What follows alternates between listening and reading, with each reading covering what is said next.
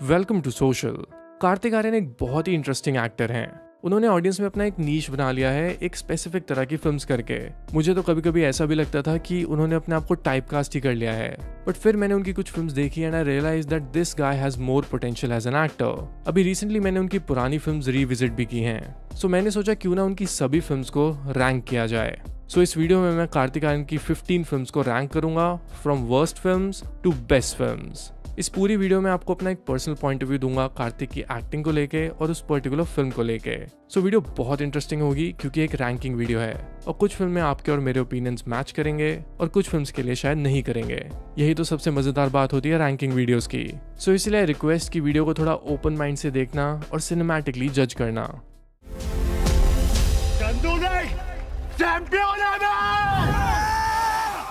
Number 15 पे है Shehzada, worst Kartik Aaryan film by far. अपने करियर के पीक पे उन्होंने ये फिल्म की थी and nothing about this film was right. इतनी एजुकेटेड, टैलेंटेड, डिसिप्लिन, क्यूट, कड़क, टोटा, पटोला, लंबे टांगों वाली। लाट्स भी अच्छी पड़ती है इनसे। सॉरी। नंबर 14 पे है कांची। ये कार्तिक आर्यन के अर्ली डेज की फिल्म है। इस टाइम तक तो उनकी एक्टिंग भी इतनी नर्चर नहीं हुई थी, इसलिए उनकी जो परफॉर्मेंस थी इस फिल्म में काफी खराब थी। इसके अलावा सुभाष घाई की डायरेक्शन काफी आउटडेटेड थी इस फिल्म में, इसलिए कार्तिक की परफॉर्मेंस और ये फिल्म बहुत ही फॉरगेटेबल थी। Fear no evil. Do what is right. Fight for your right.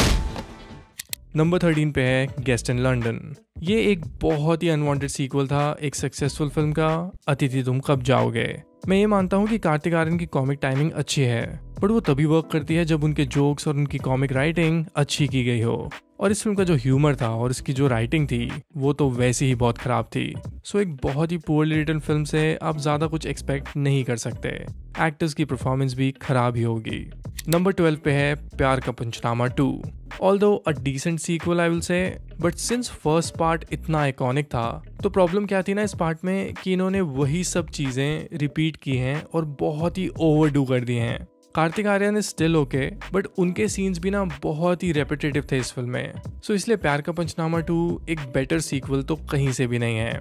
Number 11 पे है पति Patni Aur Woh, another Kartik Aaryan universe film जहां पे he is going through a relationship crisis. Kartik की एक्टिंग में कुछ ज्यादा कहने वाला नहीं है और ना ही फिल्म कोई उतनी स्ट्रॉन्ग कॉमेडी है। मेरे लिए तो अनन्या पांडे और कार्तिक के सीन्स काफी ऑकवर्ड से भी हो गए थे, बट मेरे लिए फिल्म का पॉजिटिव भी कार्तिक आर्यन की कॉमिक टाइमिंग ही थी। दो अलग तरह के एक्ट्रेस के साथ भी he still found some comic timing. हमारी पत्नी भाग गई है। भाग गई? हमारी नहीं भगवा दो यार, हम प्यार करते उससे, पत्नी से। अब चलते हैं टॉप 10 फिल्म्स पे। नंबर 10 पे है भूल Bhulaiyaa 2। It's not easy pulling off a sequel of a famous film like भूल भुलैया, स्पेशली जब अक्षय कुमार का कैरेक्टर लोगों को इतना पसंद आया हो फर्स्ट पार्ट में। बट स्टिल कार्तिक आर्यन की स्क्रीन प्रेजेंस काफी स्ट्रॉन्ग थी। मुझे तो ये फिल्म ओवरऑल पसंद नहीं है, मुझे पार्ट 1 आज भी उतनी आइकॉनिक फिल्म लगती है। बट सिंस ये फिल्म एक मल्टी स्टारर फिल्म थी जहाँ पे कार्तिक आर्यन से भी क्रेडिबल एक्टर्स थे, इतनी बड़ी कास्ट होने के बावजूद भी Kartik Aaryan makes his presence felt. जब इतने सारे अच्छे एक्टर्स होते हैं ना तो एक्टर्स के लिए कॉमेडी करना बहुत मुश्किल हो जाता है, जैसे कि वेलकम बैक में जॉन इब्राहिम के साथ हुआ था। इसलिए जो भूल भुलैया की लेगेसी है वो कहीं ना कहीं कार्तिक आर्यन ने संभाल ली है। भागते हैं ऐसे। हम ठाकुर हैं और हम मुसीबत से कभी भागते नहीं है। हाँ तो हम भी रंधावा है, मुसीबत आती ना निकल लेते हैं। नंबर 9 स्पॉट पे है सत्य प्रेम की कथा। आई नो लोगों को ये फिल्म बहुत पसंद है क्योंकि इसकी जो स्टोरी है और इसका जो मैसेज है लोगों को काफी अच्छा लगता है, बट मेरे ओपिनियन में फिल्म अपने पॉइंट ऑफ व्यू को ही भूल जाती है। फॉर एग्जाम्पल, एक पर्सन एक ट्रॉमा से गुजर रहा है तो उसको वही चीज बार बार याद दिला के हीरो बनना कहाँ की समझदारी है। Also if your partner is uncomfortable of not having physical relationship because of a past trauma, तो उसको रोज ताने मारना जरूरी है क्या? See this is a very clear case of mansplaining. ये फिल्म मेरे लिए इसी वजह से सफर करती है। कार्तिक आर्यन की परफॉर्मेंस काफी डिसेंट है, बट फिल्म की जो राइटिंग है and the way it normalises a lot of wrong things, इस एस्पेक्ट पे मुझे फिल्म पसंद ही नहीं आती है। ऑनेस्टली कहूँ तो सत्य प्रेम की कथा से बहुत साल पहले कार्तिक आर्यन इसी तरह की फिल्म कर चुके हैं जो ज्यादा मेच्योर थी और उसके जो कैरेक्टर्स थे वो रिलेटेबल भी फील होते थे। पूरी फिल्म में ना एक अजीब सा मेल गेज फील नहीं होता था। वो फिल्म इस लिस्ट में बहुत आगे आएगी, सो प्लीज इस वीडियो को एंड तक जरूर देखना। બધું બરાબર છે, મારામાં કોઈ પ્રોબ્લેમ નથી। तो प्रॉब्लम શું છે? प्रॉब्लम आपकी बेटी है, और क्या प्रॉब्लम है? नंबर 8 पे है फ्रेडी। हर एक्टर अपने करियर में एक डार्क फिल्म करने की कोशिश करता है फ्रेडी कार्तिक आर्यन के करियर की वो फिल्म थी। ये एक साइकोलॉजिकल थ्रिलर है और इससे पहले कार्तिक आर्यन ने कभी इस तरह का कैरेक्टर नहीं प्ले किया था। फिल्म में उनका कैरेक्टर ना ज्यादा बात करता है और जिस तरह से उन्होंने फिल्म के लिए फिजिकल ट्रांसफॉर्मेशन की थी, it was commendable. But honestly जो उनकी एक्टिंग परफॉर्मेंस थी ओवरऑल, वो थोड़ी प्रिटेंशियस लगी मुझे। ऐसा लग रहा था he is trying too hard for this character. Future में मैं कार्तिक आर्यन को इस तरह के और रोल्स में भी देखना चाहूंगा, बस वो अपनी एक्टिंग को थोड़ा और पुश करते रहें, सो इस तरह के कैरेक्टर्स उन पे काफी सूट करेंगे।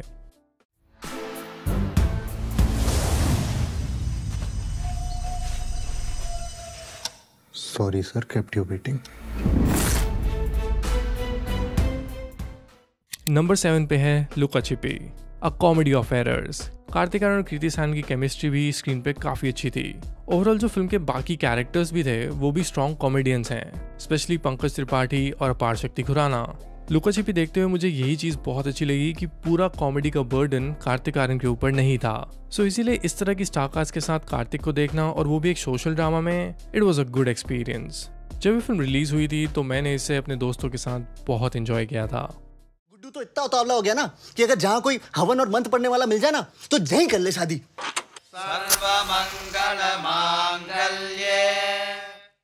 नंबर 6 पे है सोनू की टीटू की स्वीटी। फिल्म को बहुत क्रिटिसाइज किया जाता है because it has a lot of female bashing, but I still feel कि अगर आप इस फिल्म के वर्ल्ड को थोड़ा सरेंडर कर दो और आपको पता है कि लव रंजन किस तरह के कैरेक्टर्स बिल्ड करते हैं, तब इस फिल्म में बहुत ही ज़्यादा एंटरटेनमेंट वैल्यू है। See, it's a comedy film about bromance, so मैं एक्सपेक्ट करता हूँ कि फिल्म मेल पर्सपेक्टिव से ज़्यादा होगी। सत्यप्रेम की कथा से जो मुझे इशू था वो यहाँ पे नहीं है, क्योंकि नुसरत भरूचा के कैरेक्टर को स्टेज ही जानबूझ के इसी तरह से किया गया है, a character which is too good to be true. और दूसरी तरफ हम देखते हैं कार्तिक आर्यन का कैरेक्टर जिसको लगता है कि कुछ ना कुछ तो गलत है। तो जब इस तरह के दो कैरेक्टर्स एक साथ मिलते हैं तो ऑडियंस ने इस तरह की फिल्म्स को हमेशा एंजॉय किया है। इसीलिए Sonu Ki Titu Ki Sweety works for lot of people and it was a huge hit at the box office. I think Kartik Aaryan के करियर की सबसे प्रॉफिटेबल हिट फिल्म यही है। एक बात बता, दोस्ती और लड़की में हमेशा लड़की जीतती है।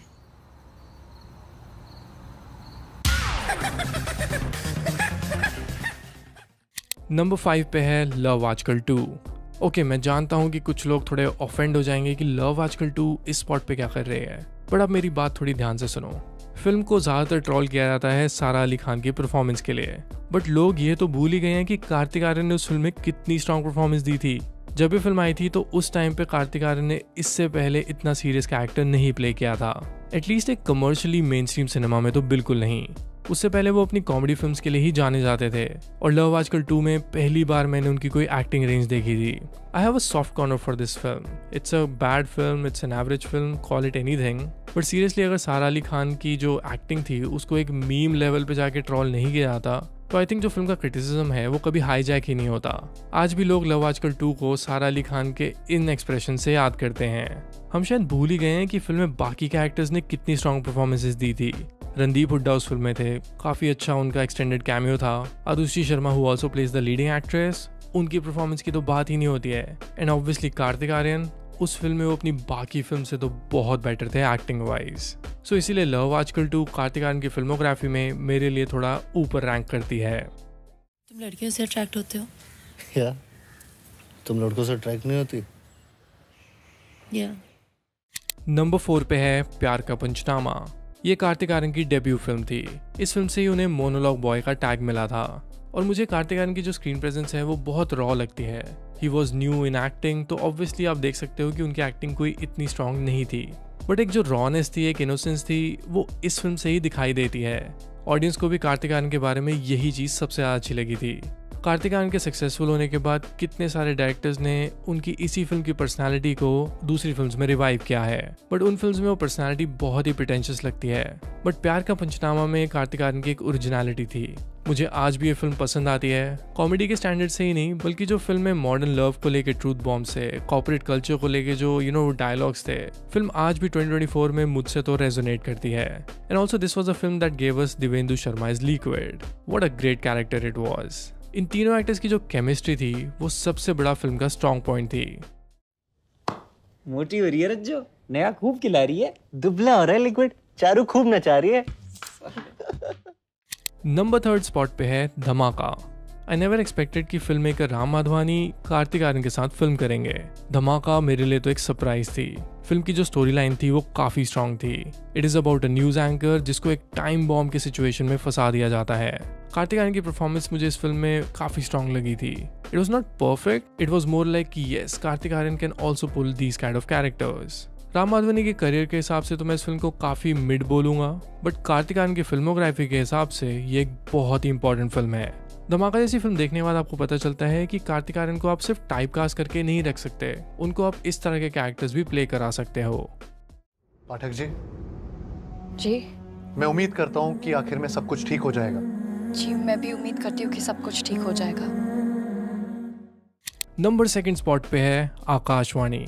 ये वो फिल्म है जो मैं कह रहा था कि कार्तिक आर्यन की सत्य प्रेम की कथा है उनके अर्ली करियर की। बहुत ही अंडररेटेड फिल्म है ये। फिल्म में Kartik Aaryan, Nushrat Bharucha and it was the second film of Luv Ranjan. और ऐसा लगता है लव रंजन के लिए ये फिल्म एक बहुत ही पर्सनल स्पेस से आती है।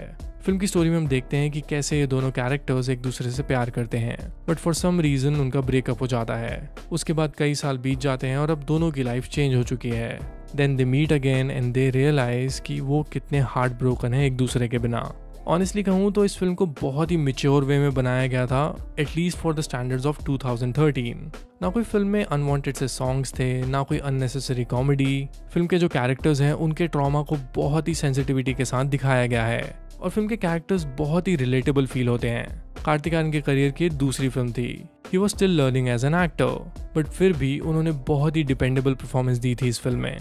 जो लोग कार्तिक आर्यन की फिल्म्स को क्रिटिसाइज करते हैं उनको जाके एक बार आकाशवाणी देखनी चाहिए। It is genuinely a good film.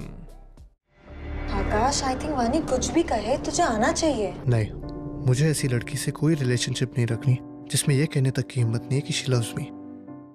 Number 1 spot पे जाने से पहले I just want to mention this short film. इसका नाम है सिल्वर्ट। कार्तिक आर्यन इस फिल्म में बहुत अलग दिखते हैं और इसके अलावा उनकी इस फिल्म में एक्टिंग भी काफी डिफरेंट थी। हमने उनको इतने सारे डायलॉग्स बोलते हुए देखा है, पर इस फिल्म में उनकी एक्टिंग एक्सप्रेशन बेस्ड है। I highly recommend you to watch it because लोगों को इस फिल्म के बारे में पता ही नहीं है। अब बात करते हैं नंबर 1 स्पॉट फिल्म की, और वो है Chandu Champion. Obviously it had to be Chandu Champion. Kartik Aaryan के करियर की ये बेस्ट फिल्म है। Kartik Aaryan range as an actor was at peak definitely. उन्होंने जिस तरह से इस फिल्म के लिए बॉडी ट्रांसफॉर्मेशन की, कितने सारे स्पोर्ट्स को खेलना सीखा, वो तो चलो एक बात है ही। कोई भी सीरियस एक्टर अपनी फिल्म के लिए ये चीज तो जरूर करता, पर सबसे इंप्रेसिव चीज मुझे ये लगी कि एज एन एक्टर वो स्क्रीन पे बहुत मैच्योर लग रहे थे। ऐसे लग रहा था कि एज एन एक्टर उनकी एक्टिंग रेंज चंदू चैंपियन में बहुत उभर के आई है। इसीलिए मेरे ओपिनियन में कार्तिक आर्यन के करियर की एक्टिंग वाइज और स्टोरी वाइज ये बेस्ट फिल्म है। एंड मैं सीरियसली चाहता हूँ कि वो फ्यूचर में भी ऐसी फिल्म्स करते रहें। ऑडियंस ने उन्हें बहुत टाइपकास्ट कर दिया है एक ही तरह की फिल्म्स में देखते हुए। इसलिए आई रियली होप कि चंदू चैंपियन के बाद एज एन एक्टर वो और भी ज्यादा ग्रो करें। मुझे आज लड़ने का है सर, हर उस चंदू के लिए जो चैंपियन बनना चाहता है, हर उस चंदू के लिए जो चैंपियन बन सकता है। ऑलराइट देन, ये तो थी कार्तिक आर्यन की सभी films ranked from worst to best. देखो अब इतनी सारी फिल्म्स थी, सो हमारे ओपिनियन कहीं जगह शायद मैच ना हो और कहीं जगह शायद मैच हो। सो इसलिए मुझे कमेंट करके अपनी टॉप 5 कार्तिक आर्यन फिल्म्स जरूर बताना।